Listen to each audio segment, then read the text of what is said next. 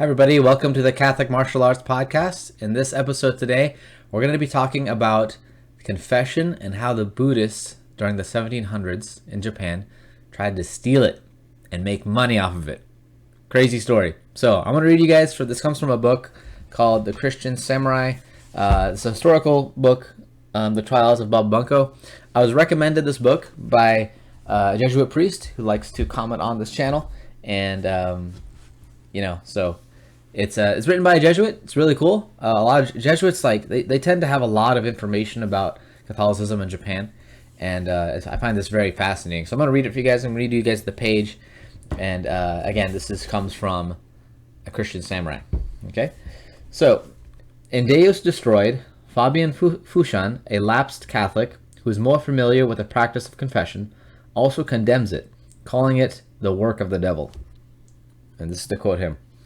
At the time of confession, the individual and the veteran meet privately. It is just the two of them, and no one else is allowed to draw near. The individual penitent declares his offenses, leaving nothing out. Even if a man has perpetrated banditry or piracy, even if he has killed his father and his mother, and has committed 5 unpardonable sins, even if he has been guilty of treason, rebellion, and plotting to subvert the state, or has committed other capital crimes, if the veteran, upon hearing him, forgives his offenses, his sins are nullified. So they claim. A devilish doctrine indeed. And then it goes on to the author's commentary. Bunko's essay, A Confidential Record of the Current Little-Known Facts, contains a rebuttal to these familiar condemnations of Catholic confession. While the author of Tales of Christians presents confession as having originated in Buddhism, and then being corrupted in its Christian form, Bunko sees confession as having originated in Christianity and subsequently being taken over by Pure Land Buddhism and corrupted. He writes, in the summer of Horeki, the Pure Land Buddhist sect perpetrated a devilish fraud. The practice of confession, this practice, which they were recommending, was in every way an imitation of the Christian practice. It is like this. One is led into a small room and made to confess the evils he has done during his whole life. He is then made to stand before a large bronze mirror. When his face is reflected in it, he appears to be a dog, a horse, a beast, or a bird. The foolish are tricked, their money is taken, and they are taught to be grateful for this. This is another way the Pure Land sects make money. By bestowing forgiveness for sins, they call the practice transmissions of secrets in the storehouse. I'm going to go back one more time to the commentary. Bunko's description of the penitent's face being reflected in the mirror as some kind of animal pokes fun at the description of Catholic confession, as it describes in Tales of Christians. The belief that a monstrous image of the penitent is reflected in the mirror persisted as a common Japanese superstition well into the late 1700s. Muraya Baen, mentioning the phenomenon in Musings during the early summer rain, wrote, we occasionally hear of cases where the followers of the evil sect show people monstrous images in magic mirrors and delude them into evil. Bunko takes the superstition that Christians use as a mirror to show monstrous images, which was current at the time, and turns it against the Buddhists, claiming that in their practice of confession, the face of a penitent is reflected as a dog, horse, beast, or bird. Right? In his counterattack in Buddhism, Bunko discusses first the corrupt practice of Buddhist confession, then proceeds to condemn the efforts of Buddhists to have Shinran, the founder of the Pure Land Buddhist sect, posthumously bestowed with a title Kenshin Daishi, Great Master Reveals Truth. Bunko attacks the corruption involved a fundraising campaign to honor Shinran, and then it keeps going on. But basically, Bunko is making the claim no, Christians started this first, and then you guys changed it, and then called the Christian. Yeah, it's very confusing, and this is actually really common. This actually happens a lot. Like a lot of people think that, Catholicism just basically takes pagan holidays and repurposes them for Christianity, and that's not true. I'll give you guys an example. Christmas. A lot of people think that on Christmas Day, it was originally the feast of Saturn, right? However, if you know the history and the timeline, what ended up happening is that there was I believe it was Julian. Correct me if I'm wrong. The Roman emperor at the time, Julian, was a Catholic. He was a Christian, and he apostatized from the faith. And prior to that, Christians had celebrate Christmas Day on December 25th. That's a historical thing. You can even go into you can go through a rabbit hole when you do this. You can actually go through the Gospels and look at the lineage of Zechariah, and then you'll see the months leading up to the birth of Christ compared to that of John the Baptist. I think it was like 6 months, right? You do the math, you're going to find out, like, wait, December, right? And don't even get me started about the whole, like, oh, but it doesn't snow in the Middle East, and, it must mean that he was born in July. Like, that's, no. Shepherds back then, they would shepherd all year long. It wasn't like they took a break. Okay, they shepherded all year long. So that's another topic, though. I don't want to get into that. But, again, I think it's Julian. I'm pretty sure it's Emperor Julian, who he apostatized, and he did not like the fact that Christians were celebrating Christmas on December 25th.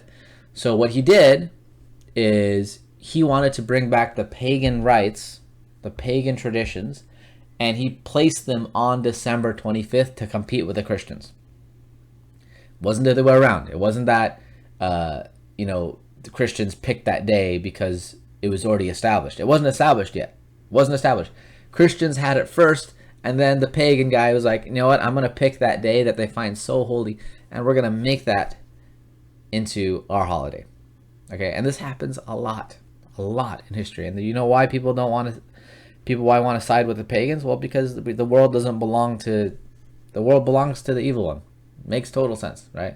And I know I'm probably going to get some hate for that, but that's true. That's what I think. And if you don't like my opinion, you can watch someone else. Okay. Yeah, that happens a lot. And when it comes to this issue of confession, first of all, they're charging money for it, which I think is hilarious. They're charging money for confession. And in the Catholic Church, we don't charge money for confession, in case anyone's wondering. That's not a thing. It's free of charge.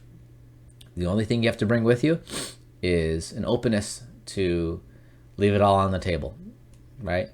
And confession is a wonderful thing, and I think a lot of people misunderstand it because, maybe because of like things they see on TV, like anti-Catholic propaganda, how like confession is some sort of way for priests to like know like secrets of governors or politicians and then leak it out to the public. And that's not the purpose of confession. The purpose of confession is to confess our sins because Jesus commanded the apostles to do it. Right? He commanded them. He said, whose sins you forgive are forgiven, whose sins you retain are retained. And it's a wonderful gift. And even just at a psychological way too, going to confession allows you to really like express things in a way that you never thought, that you can't just express in your mind, right? It's kind of like writing things down. I know for me that whenever I have to make a big decision, or maybe I'm dealing with a lot of, things, I'll either just talk out loud about it or I'll write it down. And those two things, it's very healthy. It's actually good for you to do that because it helps you to see your thoughts objectively, and also helps the priest to see your sins objectively as well, right? Because sometimes we'll sin and we'll think like, wow, I'm such a bad person. Wow, I'm so awful. I can never be forgiven. You'll never wash my feet, right? That's what Peter tells Jesus. He says, you'll never wash my feet. But when we put things out objectively and someone else from a third person can see it, they will tell us, yeah, it's a sin. Everybody does it. Move on, right? Move on. And that's the thing. Like, our sins aren't held against us after confession's over. Now, do we have to make reparations for sins? Of course. That's what we will be assigned when we are given our penance, right? But God gives us so many opportunities to do that, as long as you ask him, right? And even a good confessor will tell you, right? Like, so if you stole money from, a large sum of money from a bank, they'll probably tell you, yeah, you probably should go, give the money back. Because a lot of people think this, they have this idea, and I think this comes from really bad mafia movies, right? One of my, my confirmation sponsor, he told me this story, and he's also a catechist, and he was teaching, he was like in charge of running adult formation, and he told me this story about how in Italy, what the mafia would do is they would set up a plan with a priest, right, where this person's going to confess their sins, And this is very corrupt, you guys. This is not the majority. This is like a minor thing. But a lot of movies, of course, are gonna take the little squeaky wheels of the Catholic Church and just magnify it, put a loudspeaker to it. So they had this thing where if there's some guy they really wanted to like mess with, they would tell them to do all sorts of awful stuff. So they would have him, kill people. They would have him, rob, basically commit so many mortal sins, and then then they would say like, okay, usually these mafia guys would just go to confession and then just keep doing the same thing over and over. Which, by the way, means you're actually not going to get the sacrament if you do that. If you go in there with the intention of doing it again, because you have to follow the commands, go and sin no more. But anyway, they think it's a loophole, and they would kill them before they get to confession, right? Or even give them the like see if they're on their way and then kill them, like to give them like a shock, right? To like really send them to hell, right?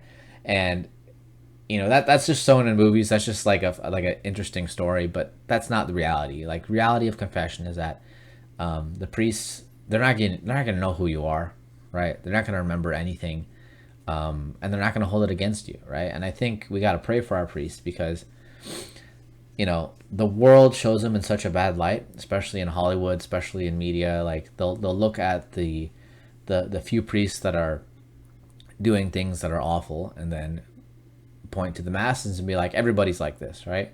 And you just got to remember this too. And I have to remind myself that sometimes it's easy to get frustrated when you just hear blatant lies about Catholicism and the Catholic Church and these broad blanketed statements. Like, for example, Joe Rogan, like, he's so fair when it comes to everything except for that. And it's troublesome to me because he's making claims right now that, like, apparently the burning bush is all just DMT. So, Moses, he didn't lead the people by the voice of God. He led people by DMT. And at the end of the day, everyone's just trying to get high.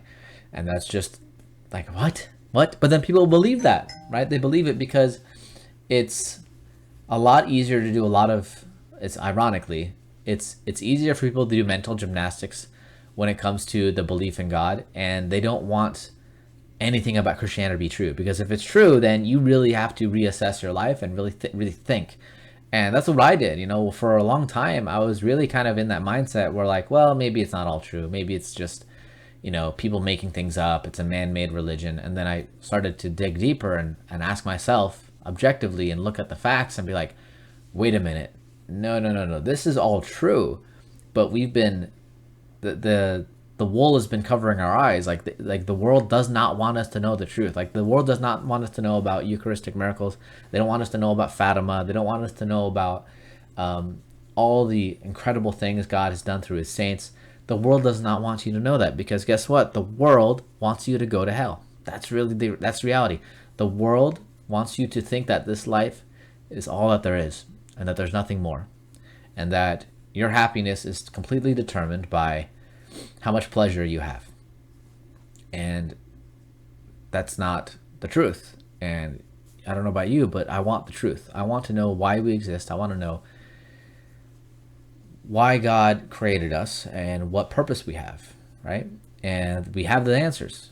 God himself came down. He proved it. That's the thing too. Like, the spread of Christianity, even if you don't believe in, God, if you don't even believe in God, I mean, that's a hard, this might be, it's kind of a hard place to start. But just look at how much Christianity grown. Like, Christianity grew because of a man named Jesus who had tons of followers, but he performed incredible miracles that have been written down over and over and over and over and over.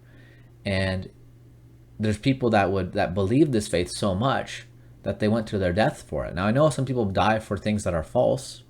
Totally get that. That's true. But you got to realize, at the time of the Jewish people, having someone being raised from the dead before the end of the world was unheard of. It was like, what? That doesn't make any sense, because they didn't interpret it that way. They interpreted it as the end of time. That's when all the bodies will rise.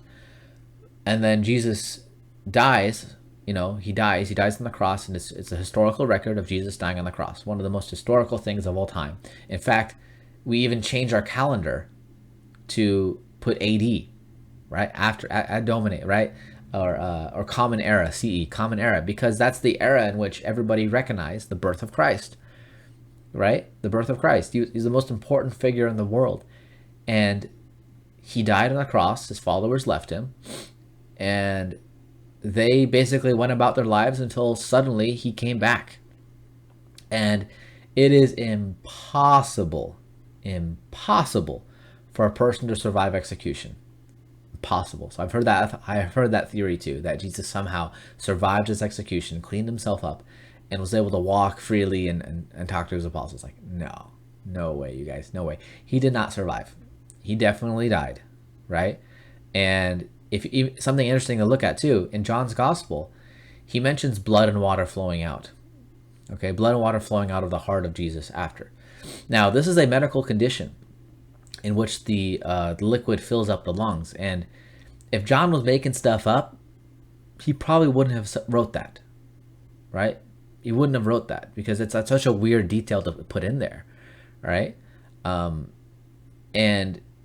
there's so many things. If you read the Gospels, a channel I recommend you look into if you're having doubts is Cold Case Christianity by, I think is Detective Jay Wallace, I think. He's a homicide detective who was trying to prove that the Gospels weren't accurate, and he ended up believing it because he's a detective and he realizes like all these accounts actually match how people actually write down or report things go. Like there's going to be little things that are inconsistent, but then when you put all of them together, they actually form the complete story. And that's what you have to do when you read the Gospels. Like a lot of people make this mistake. They'll read the Gospels from start to finish, and then they'll be like, well, this says that. This says there were, 2 angels, and this one says there's 1 angel. And then they're like, kind of like, well, okay, well, what is it, right? But that's how eyewitness testimony works. Eyewitness testimony is not going to be perfect. In fact, that's more proof that that the eyewitnesses are actually being honest, because they're just telling you what they see. They're not cooperating with the other gospel writers, right? And even that too, we have Luke and we have Mark. These people were not apostles, yet they also have a lot of information, especially in the Gospel of Luke. Luke has quite a historical back into his claims because he also wrote the book of Acts, and we know that, right? So that's all I have for you guys today. Hope you guys enjoyed this episode. If you did, give it a thumbs up. Excuse me. And I'll see you guys all next time. God bless. Happy Easter.